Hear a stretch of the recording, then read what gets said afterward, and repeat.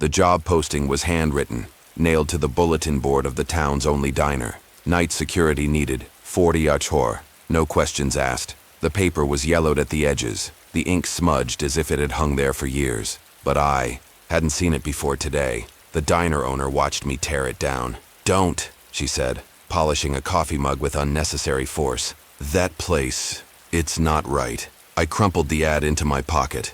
Rent was 2 months overdue. My daughter's asthma medication wasn't getting any cheaper. Crescent Cove Funland had closed in 1992 after a fire, though the details were murky. Locals called it cursed. Teenagers dared each other to touch its gates. But the owner, a reclusive man named Mr. Voss, still paid taxes on the rotting land. When I called the number, he answered on the first ring. "Start tonight," he rasped. The park loomed at the edge of town, its iron gates choked with ivy. A flickering streetlight revealed the manager waiting outside a side entrance, a gaunt man in a moth-eaten suit, his fingers stained with nicotine. "Your rules," he said, thrusting a slip of paper at me. "Never enter the Hall of Mirrors after 1 a.m. 2. If the carousel activates, retreat to the security office immediately. The figure in the ticket booth is not real. Do not interact. Do not check security cameras between 3:03 a.m. and 3:33 a.m. 5. If you hear children laughing,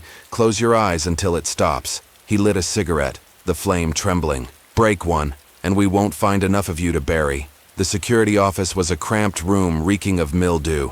A bank of grainy CCTV screens showed the park's decay. The Ferris wheel skeleton, the roller coaster's collapsed tracks, and the carousel, its horses frozen mid-gallop, paint peeled to reveal rotted wood. Midnight passed quietly. Then, at 2:17 a.m., the carousel creaked. I leaned closer to camera 3. The horses twitched, not a trick of the light. Their heads jerked sideways, jagged mouths snapping at the air. The calliope sputtered to life, playing a warped rendition of Pop Goes the Weasel. I ran. The carousel spun faster, horses' eyes glowing amber. As I passed the ticket booth, I glimpsed the figure, a woman in a 1950s park uniform. Her back. To me, Rule 3, don't look. But her reflection stared from the booth's glass, eyes sewn shut with black thread. I returned because $40 an hour buys a lot of inhalers. At 1:08 a.m., laughter echoed from the bumper car arena. High-pitched, giddy. Rule 5. I squeezed my eyes shut. The laughter turned wet,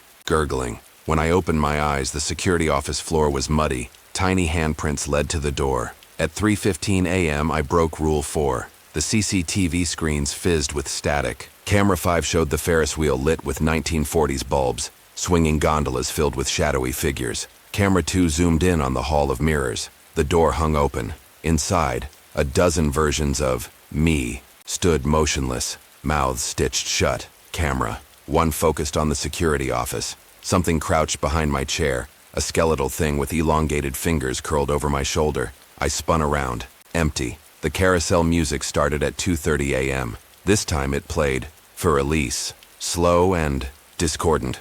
I didn't run.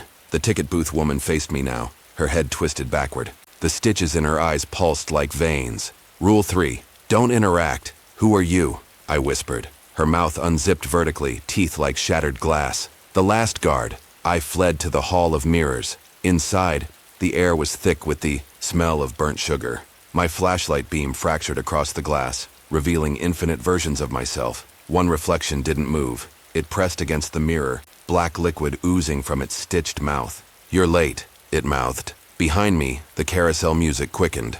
Mr. Voss found me at dawn, curled in the ticket booth. "You lasted longer than the others," he said, handing me a check stained with something dark. The park gates clanged, shut behind me. But that night, my daughter woke me. "Daddy, the clown outside says you forgot something." My blood froze. Through her window, the Ferris wheel lights blazed in the distance, and in the security office on camera 1, the figure waved. They never found my daughter's inhaler. But last week, a new ad appeared in the diner. Night security. Needed. 120 tachechar. No experience required.